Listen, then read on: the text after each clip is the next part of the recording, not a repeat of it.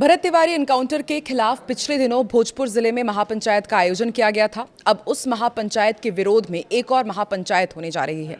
इसे सीएम सम्राट चौधरी के समर्थन में बुलाया गया है। पूरा मामला क्या है और भरत तिवारी एनकाउंटर की जांच कहां तक पहुंची है, आइए जानते हैं। नमस्कार, मैं हूं आकांक्षा और आप देख रहे हैं न्यूज 18 का डिजिटल प्लेटफॉर्म।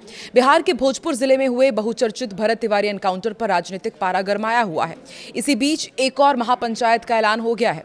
पिछले दिनों शाहपुर के बिलौटी गांव में भरत तिवारी के समर्थन में हुई महापंचायत के विरोध में एक और महापंचायत बुला दी गई है। इसका आयोजन जगदीशपुर में 5 जुलाई को होगा। आयोजक का कहना है कि सीएम सम्राट चौधरी को मजबूत करने के लिए महापंचायत होगी। इसमें लाखों की संख्या में बहुजन समाज के लोगों के जुटने का आह्वान और दावा किया जा रहा है।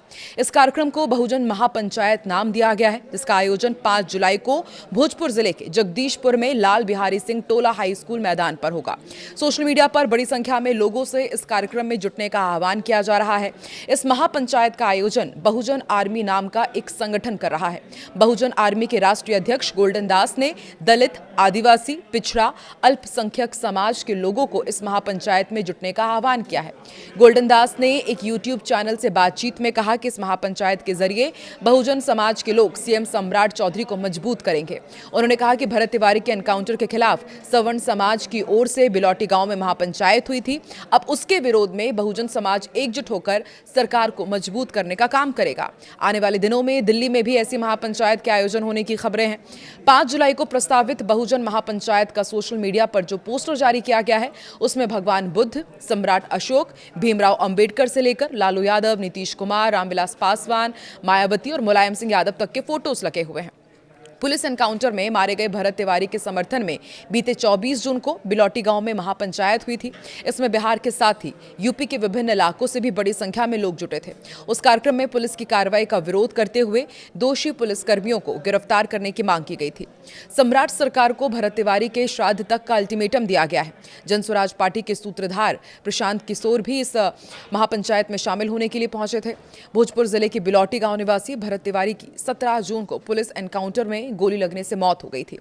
परिवार का आरोप है कि भरत ने अपना हथियार फेंककर पुलिस के सामने सरेंडर कर दिया था और इसके बावजूद उन्हें 5 गोली मारी गई और इसका खुलासा पोस्टमार्टम रिपोर्ट में भी सामने आया है। परिजन की शिकायत पर शाहपुर थाने में जगदीशपुर के तत्कालीन एसडीपीओ, तत्कालीन थानेदार समेत अन्य पुलिसकर्मियों के खिलाफ हत्या की धारा में एफआईआर दर्ज की गई है। भरत तिवारी अपने गांव के पास बसाए जा रहे बाढ़ पीड़ितों के हक की आवाज उठा रहे थे। उसके पास एक अवैध पिस्टल थी। उसके जरिए वो लगातार सोशल मीडिया पर प्रशासन और पुलिस को धमकी देते थे। एनकाउंटर के एक दिन पहले जब पुलिस उसे पकड़ने आई थी, तब उसने थानेदार पर पिस्टल तान दी थी। ये आरोप उसके ऊपर लगे हैं। पुलिस ने उसे मानसिक रूप से बीमार व्यक्ति भी बताया था। भरत तिवारी के एनकाउंटर में मौत का मामला देश भर में चर्चा का विषय अब भी बना हुआ है। पक्ष और विपक्ष के कई राजनेताओं ने पुलिस के इस एक्शन पर सवाल उठाते हुए निष्पक्ष जांच की मांग की, जिसके बाद सीएम सम्राट चौधरी ने इस केस की जांच के लिए न्यायिक आयोग का गठन कर दिया है। इसकी अध्यक्षता पटना हाईकोर्ट के रिटायर्ड जस्टिस विनोद कुमार सिन्हा कर रहे हैं। बिहार के भोजपुर के बहुचर्चित पुलिस एनकाउंटर में मारे गए भरत तिवारी उर्फ भरत भूषण तिवारी के परिजन को बड़ी राहत भी मिली है। भरत के परिवार वालों पर दर्ज मुकदमा वापस ले लिया गया है। पुलिस पर फायरिंग के मामले में दर्ज एफआईआर से पिता और भाई का नाम हटा दिया गया है। उस केस में दोनों के खिलाफ हत्या के प्रयास, आर्म्स एक्ट और भरत तिवारी को संरक्षण देने के आरोप लगे थे। भोजपुर जिले के शाहपुर थाना क्षेत्र स्थित बिलौटी गांव में भरत तिवारी के पुलिस एनकाउंटर में मौत की न्यायिक जांच चल रही है। सरकार की तरफ से गठित 1 सदस्यीय न्यायिक जांच आयोग के अध्यक्ष रिटायर्ड जस्टिस विनोद कुमार सिन्हा बिलौटी पहुंचे थे। उन्होंने भरत के परिजनों से मुलाकात कर उनकी बातें सुनी थी और निष्पक्ष जांच और न्याय का भरोसा दिया था। उसके बाद मुठभेड़ स्थल भी वो पहुंचे और बारीकी से उन्होंने जांच की थी, पूरी जानकारी जुटाई थी। जांच के दौरान जस्टिस सिन्हा ने परिजनों से घटना के बारे में उनके पक्ष को गंभीरता से सुना, साथ ही उनका बयान भी दर्ज किया था। परिजन ने उनसे कहा कि हथियार फेंकने के बाद गोली मारने का कोई कानून है क्या। इस पर सिन्हा ने कहा कि इसकी गहराई से जांच होगी, लेकिन परिवार अब भी अड़ा हुआ है कि इस पूरे मामले की जांच सीबीआई से होनी चाहिए और उसके साथ ही उनकी कई प्रमुख मांगे हैं कि जो दोषी पुलिसकर्मी हैं उन्हें जल्द फांसी की सजा का ऐलान किया जाए।